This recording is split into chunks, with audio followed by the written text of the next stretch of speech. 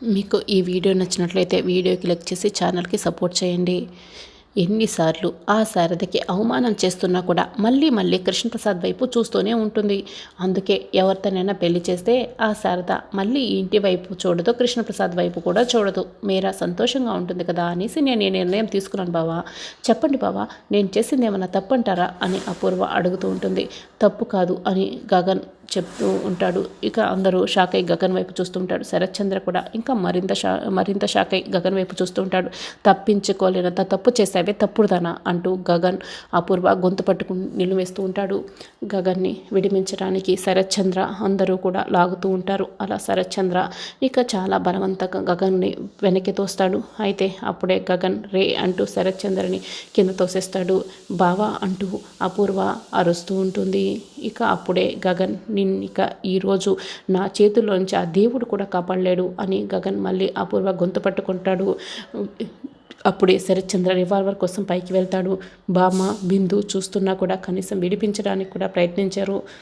ఇక గగన్ అపూర్వ గొంతు పట్టుకొని బాగా నులిమేస్తూ ఉంటాడు. ఇక కిందకు తోసేస్తాడు. నిన్ను అంటూ అక్కడున్న ఒక పూల కుండీని పట్టుకొని అపూర్వ మీద వేయడానికి ఎత్తి పట్టుకొని వస్తూ ఉంటాడు.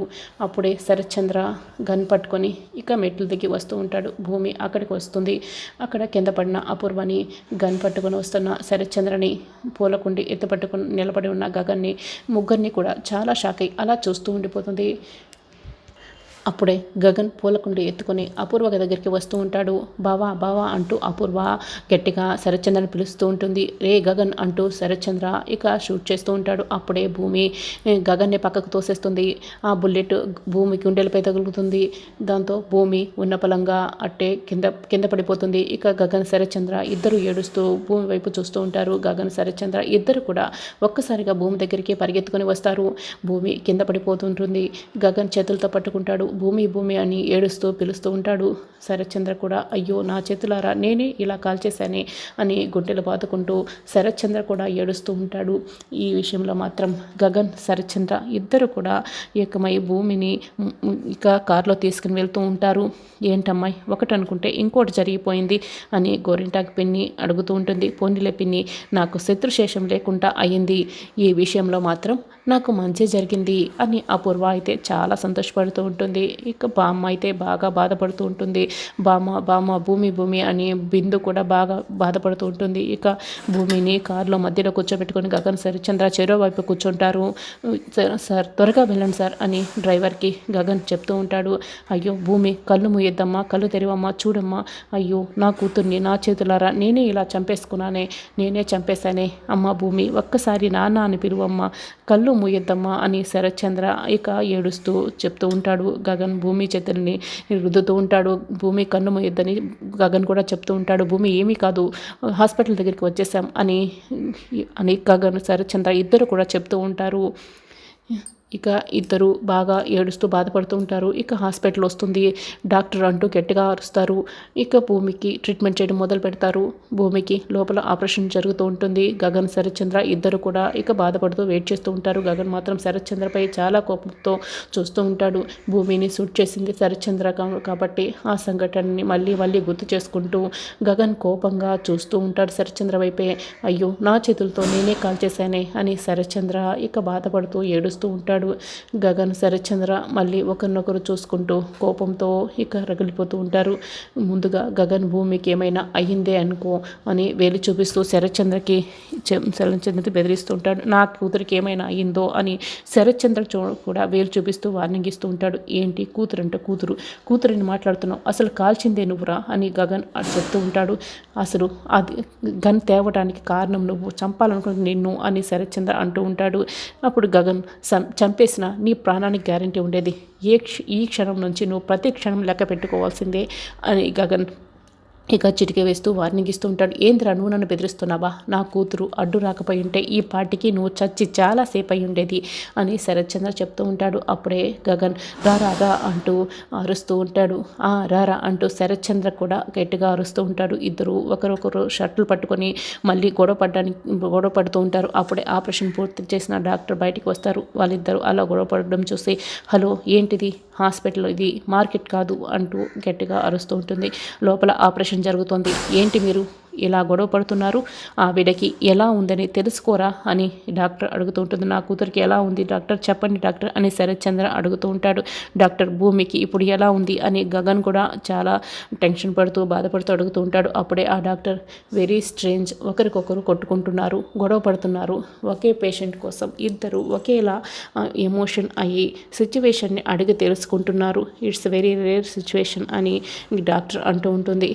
మా సంగతి వదిలేండి, ఇప్పుడు భూమికి ఎలా ఉందో అది చెప్పండి అని, నా భూమికి ఎలా ఉందో చెప్పండి డాక్టర్ అని గగన్ అడుగుతూ ఉంటాడు. నా కూతురికి ఎలా ఉందో చెప్పండి డాక్టర్ అని శరత్ చంద్ర కూడా అడుగుతూ ఉంటాడు.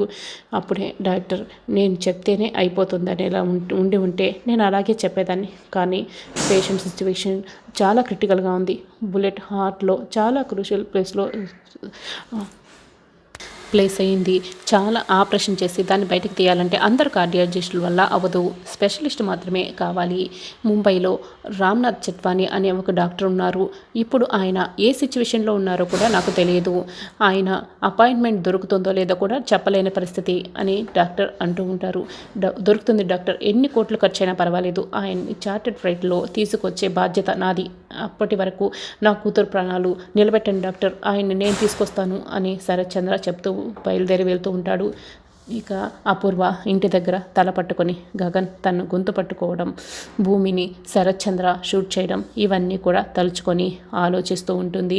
అప్పుడే గోరింటాక పిన్ని అమ్మాయి అప్పు ఇదిగో స్వీట్ తిను అని ఒక బౌల్ తీసుకొస్తుంది. అప్పు పప్పు అని పిలిచావంటే చెప్పుతో కొడతాను జాగ్రత్త, నాకు షార్ట్ కట్లు పిలవడం ఇష్టం లేదని చెప్పాను కదా అని అపూర్వ చెప్తూ ఉంటుంది.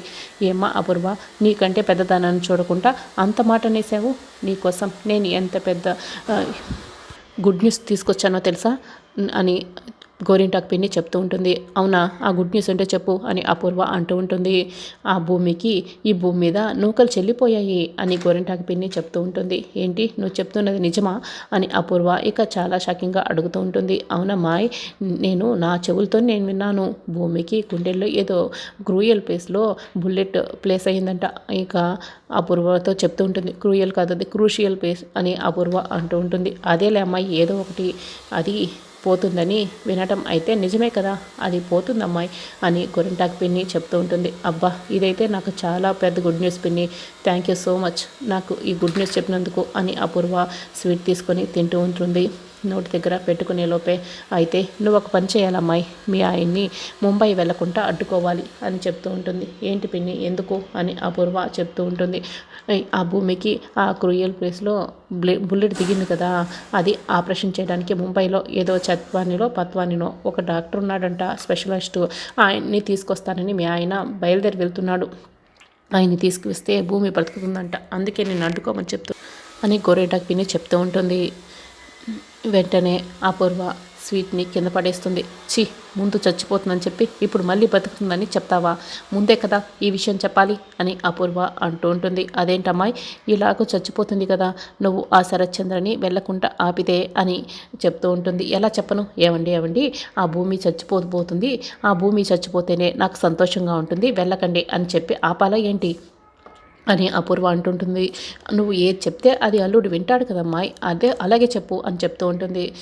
నేను ఆయన దృష్టిలో ఒక దేవతని, నాలో ఉన్న ఇంకో రూపం ఆయనకి తెలియదు అని అపూర్వ అంటూ ఉంటుంది. అంటే అతడు ఒక వెర్రి బాగులోడు అంతే కదా నీ దృష్టిలో అని గోరింటాకు పిన్ని అంటుంది. దాంతో అపూర్వ ఇక ఉరిమి చూస్తూ ఉంటుంది. మన ఇద్దరమే కదమ్మా ఉన్నాము, ఎవరు లేరు కదా ఉండడానికి, మనం ఇద్దరం ఉన్నప్పుడు నిజాలు మాట్లాడుకోవాలి కదా అని గోరింటాకు పిన్ని చెప్తూ ఉంటుంది.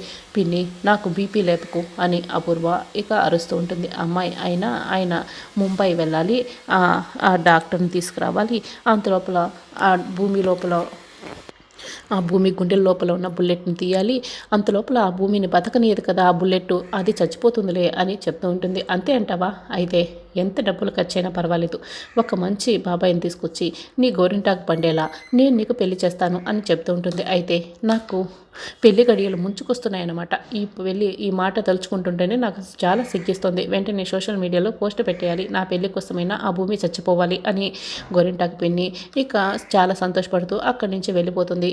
ఐసీలో ఉన్న భూమి కోసం గగన్ బయట వెయిట్ చేస్తూ ఉంటాడు. శరత్ చంద్ర ఏమో డాక్టర్ కోసం ముంబై వెళ్తూ ఉంటాడు.